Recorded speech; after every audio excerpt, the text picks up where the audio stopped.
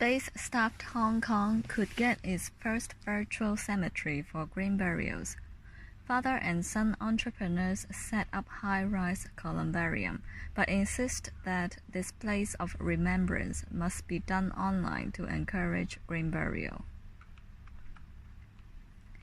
Imagine remembering your loved ones in a virtual cemetery that displays a digitalized version of your favorite location, while in real life, their ashes are stored in a high-rise columbarium that bans most tribute rituals. In virtual reality, you can stroll around, gaze at the views, and walk up to the grave to pay respects, something you will find hard to do in land-starved Hong Kong. This is what 80-year-old industrialist and inventor Yun Si-kit and his son Anthony Yun want to achieve. By providing a physical columbarium but requiring the burning of incense and offerings to be done online, the pair hope to prepare largely conservative residents for the concept of green burial, where people return the ashes of their loved ones to the environment. Green burial will be the eventual feature of the city, Anthony Yun says. When we are facing limited land resources for the living, it will be impossible to keep developing land for the dead. The online platform has already prompted 300 families to register since its launch in December last year. It took decades for cremation to be used by over 90% of Hong Kong people. We reckon it will take time for green burial to catch on, and we hope our services can become a transitional step, Yun said.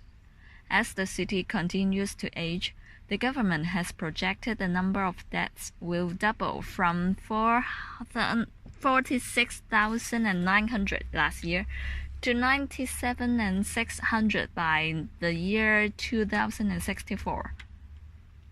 The number of people aged 65 or over is forecast to increase from 15% of the population in year 2015 to 36% by the year 2064.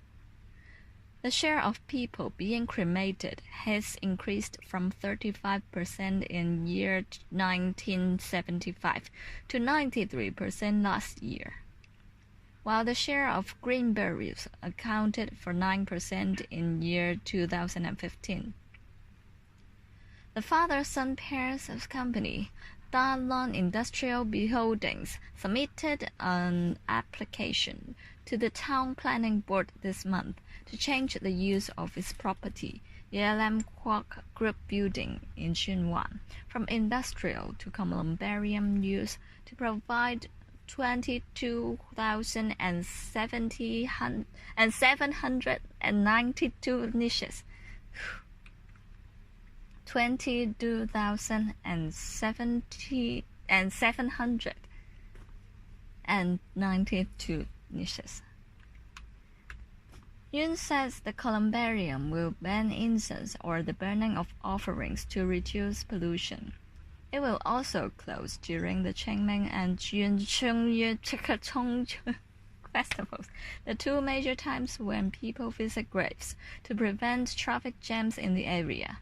Instead, he said, the company encourages clients to use an online worshipping platform, where users can place memorial photos of their loved ones against different religious backdrops, choose from a range of virtual offerings, and even burn them with an accompanying audio effect.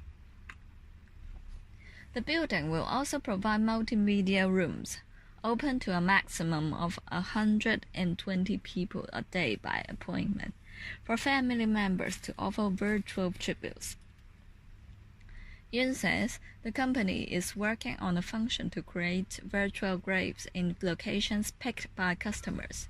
He says the company is looking to introduce the function next year. But the concept is not too catching on among all. Ken Lee, a 40-year-old interior decorator, says he accepts green burial but not online worshipping. It's pointless, Lee says. You might as well put the photo at home and offer real things. Young people may like it, but our generation wants something real. Lee's co-worker, who refused to give his name, agrees. Visiting the dead is one of the rare chances for family members to get together, he says. If you do it online, you lose these remaining chances, and it's not sincere at all. But Albert Ho, a 24-year-old master's degree student, says he will not mind trying the service.